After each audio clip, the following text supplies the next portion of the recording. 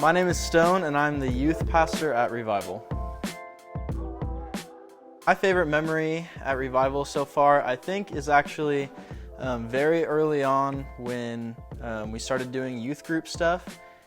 Before we kind of got going, the first few weeks there were definitely some times when no kids came, and it was really embarrassing at the time. But looking back, I think it is just really cool to see the growth and to see how God can take something from really small to slowly making it prosper. My go-to worship song is tricky because I'm so bad at picking favorites ever, but pretty much any time we do a song on Sunday morning, I think Andrew does a great job of picking songs, and I love it every single time. Every song I hear, it's like, ooh, that one's my favorite. But if I had to pick just one right now, I think Firm Foundation by Maverick City is my go-to.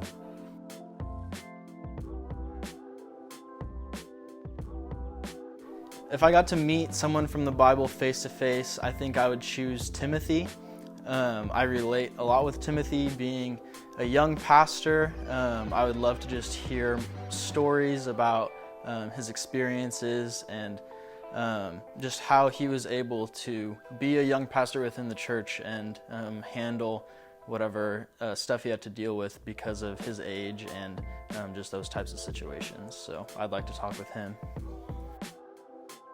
If I didn't become a pastor, I think I would probably be I'd be in some form of photography.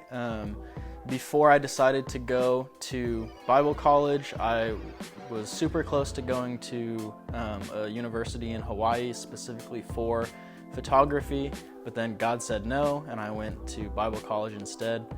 So I think that's probably what I would be doing if I wasn't a pastor.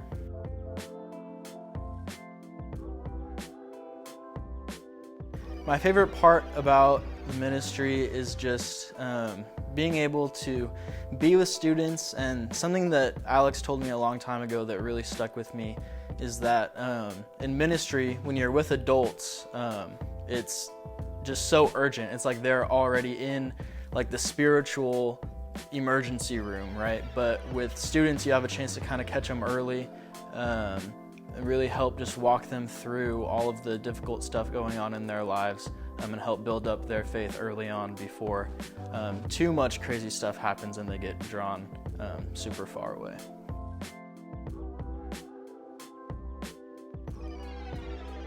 My biggest motivation as a pastor is honestly just looking at the world and the enemy and knowing that the enemy is always working and he's always trying to separate us from God, and just looking at the world around us, especially in my case for students, all the stuff going on in schools and on the internet and social media and all of those things, just knowing that Satan is always trying to get at these students, that really motivates me. Just to be able to think man, I have a chance to be able to help lead these students back to God despite all of these things going on. So that's a big motivator for me. I think my main spiritual gift is teaching. I love teaching. I love watching people learn and grow. I think I have a gift for taking more difficult concepts, especially within the Bible, and kind of simplifying them to help students or even adults understand the Bible and their faith better. So I think that's my main spiritual gift.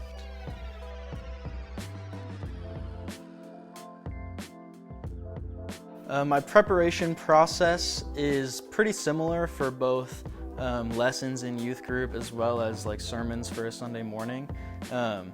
Really just sitting down in prayer and asking God what He wants to speak through me, understanding what He has been teaching me so that I can teach it to others, but also understanding my audience and knowing what they need to hear and what God specifically wants them to know. So the only real difference between a lesson versus a sermon, for a sermon I'm just thinking what main points do I need to get across? What do I need to tell my audience? And then with a lesson, it's much more like, what questions can I ask? What sort of things can we go through to be able to lead students in a certain direction rather than just telling?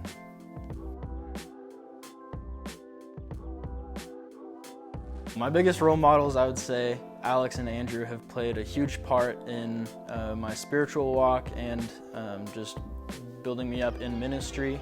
Skylar White is another big one. I interned under him for a long time, and he taught me a ton about ministry. In the Bible, I would say, again, Timothy, just seeing how he was just so bold and courageous in being a young pastor. And then I think kind of a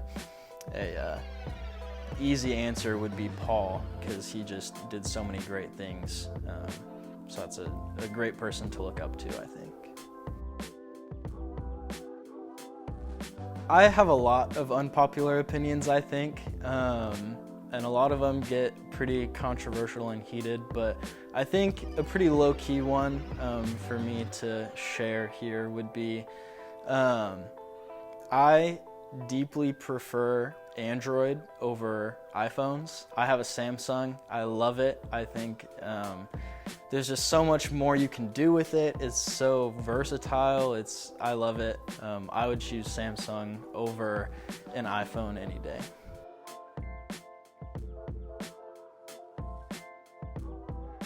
My elevator testimony, I think, is really similar to just the story of the nation of Israel. I felt kind of just lost, and I was wandering for a long time, not really, I didn't really have any direction in life, but after giving my life to Christ, I think just really having a sense of being found and having direction and having someone to follow and a path laid out in front of me. So just lost to found, I think, is my elevator testimony.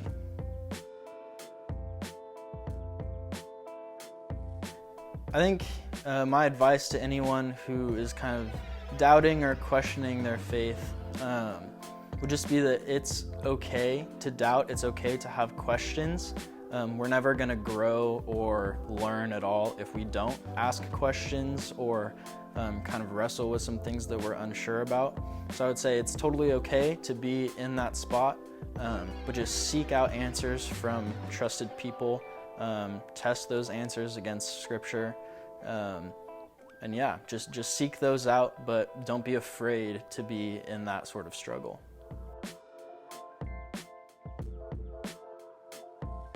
I think if I had the opportunity to just give one message, I'd say don't be afraid to be urgent in your faith. Looking at the world today, I think there's so many things going on, lots of crazy stuff. I think God is moving really powerfully and really consistently right now.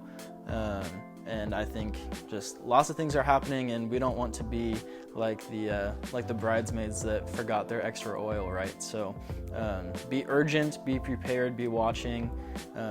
That's my kind of theological message, but I think another message, not to take Andrew's answer, but just thank you. I think a lot of churches wouldn't give like a 21, 22-year-old pastor as many opportunities as I've been given, and you all have just been so encouraging and uplifting and supportive through all of that, so thank you.